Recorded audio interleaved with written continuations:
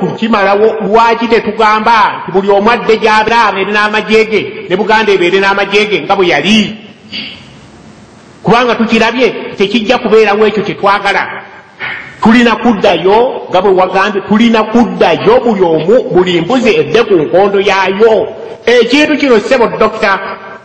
Gukiina ekintu kino tukigezezzaako emyaka 5 omuzungu agamba nti bw'oba okozesa kamera n'ogiraba ti ebintu ebivaamu bikaawa ne bw'onoogigezaako emirundi emirala 100 era ebintu ebivaamu bijja kuba nti bikaawa ebijja kuwoomerera tukigezezzaako lwaki ffe tetwekuba ku mutima ne tugamba nti ekintu kino kiganye era kiganye buli kaseera tukaaba amaziga okaabidde ku rediyo kuno nenkulira ng'okaaba ekitukaabya amaziga Uganda yetukaabya amaziga lwaki ekintu ekyo tetukyogera mu lwatu ne tugamba nti ekintu kino ekituleetera amaziga lwaki tukitya lwaki tetukyogera kyekibuuzo kyenjagala okubuuza lwaki tetuvaayo ne tukyogera ekintu kino kyekituleetera amaziga tulina okuvaayo ne tugamba n'omusajja yeeyita kwota pini tewaliwo kintu kirala kyonna kigenda mu kijja kwota pini mu kintu kya gaali okugjako ennyombe eyagikisizaamu n'omusajja ono tagenda kuvaawo ewe tulina twagala tujja tujja abantu baffe bagenda kufa ye abantu baffe bafa seboko Dokita abantu baffe bafa nze kyekinkaabya amaziga abantu baffe bafa banatuusa ddi lukweru bamugunawo akyaliwo seboko engayidde akyaliwo kakati sebo bannange ankomaawo ne bannange babuuza ebibuuzo byange bibadde 2 nasanyuka nnyo sebo ng'obinzizeemu naye onoonsonyiwa olw'eddoboozi olw'okuba obulumi butuluma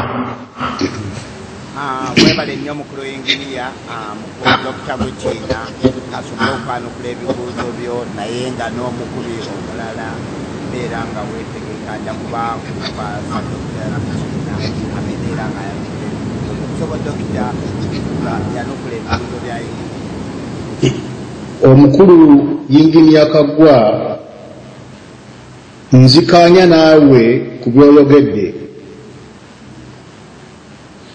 kaakati kankuwe kyemmanyi ekikyasibye okutuuka ku kyotuuseeko kuba nagaye nti omuntu bagamba nti Uganda emusembye omanya nti emusembye nze yansemba dda naye omukulu Daani Muliika n'omugenzi Professor Nabudere nange nali mu Buganda Conference e Masaka era nenjogera nengenda e Hoima mu Hoima Conference era nenjogera n'omukulu Muliika twakava embalala omwezi guno enkya bampise mu meeting kirabika nti tujja kufuna Uganda Convention omwezi gwa September omwaka guno constitution eriwo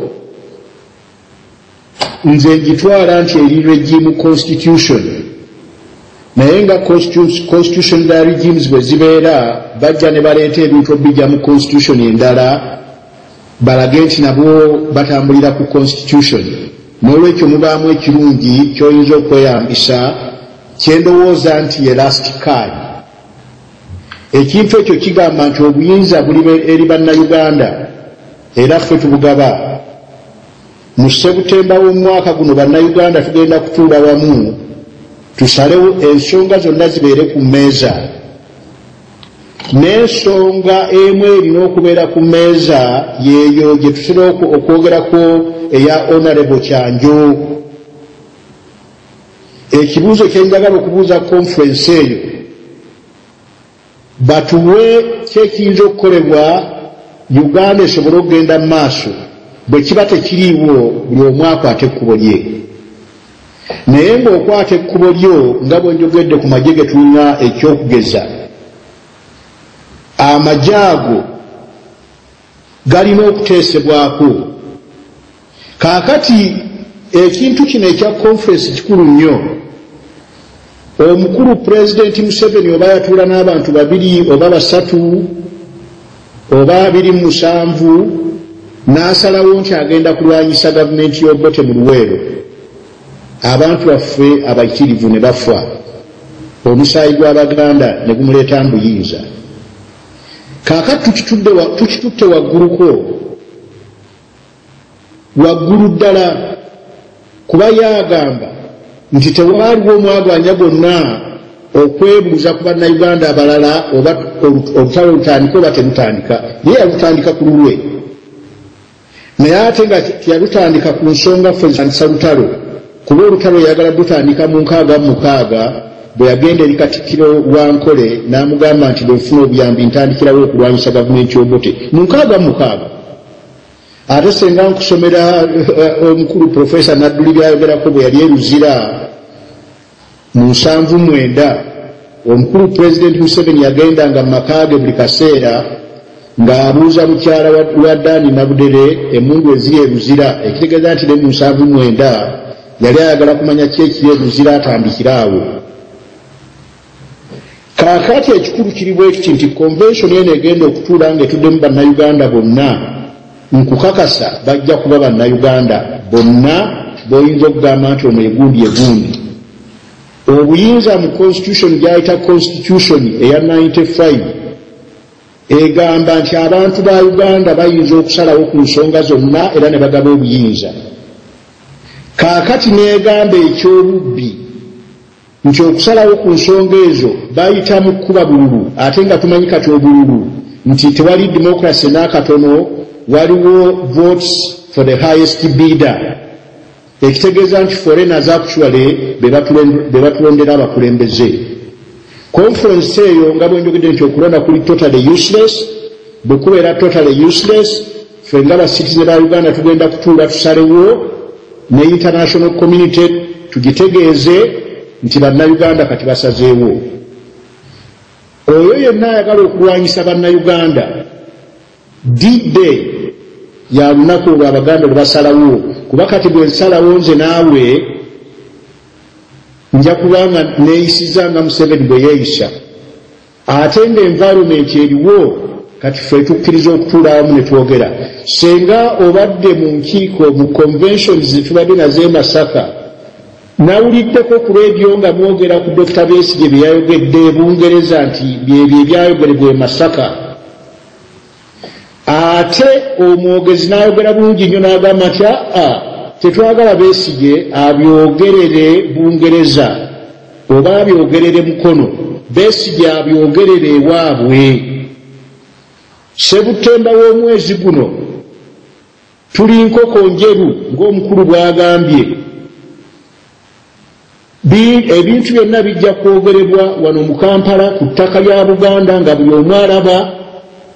Njagala nkukakase nti bwe tutuuse, bwe tunaasalawo ekintu tujja kukissa mu nkola.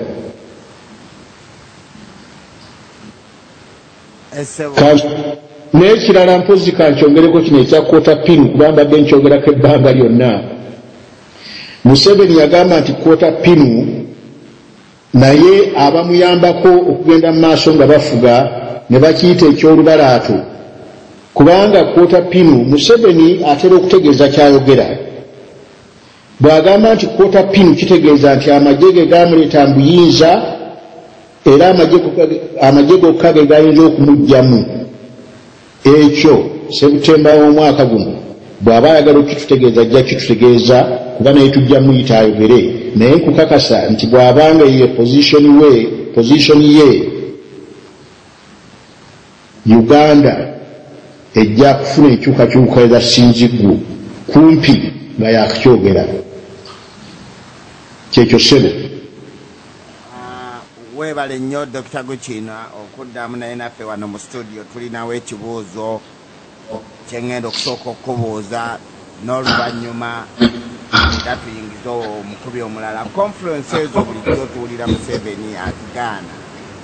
Ekibuuzo nsonyiwe nkitandise bubi. Ekibuuzo kigamba conference bulijjo ezo Museveni atigaana.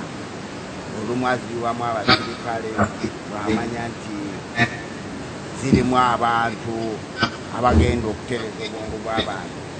Ate n'ekirala conference engeri gye za Uganda, lwaki conference zisinga kutuula mu Buganda ne zitagenda Kachooli, ne zitagendako okubisu nezitagendako bitundu birala kibeera nti abantu abo bakuŋŋaanyiza mu Buganda so mwali bawadde ekyokuyiga nti newammwe eno tusobola okusimbayo state house omufuzi anajja ku luno Besigye nakyo ekyo mwali kiteesezzaako nti state house eve mu Buganda egenda kubeera mu Bukiga egenda kubeera mu Akyoli naye n'ekyo kyekimu kituleetedde okubeera nga tuli kuvuge sobo ekyo ekibuuzo ekivudde wano mu studio naye nga waliwo n'abalala abaagala okubuuza ebibuuzo osobola okusooka okuddamu ekyo n'oluvannyuma n'ennyingiza abantu abalala sebo.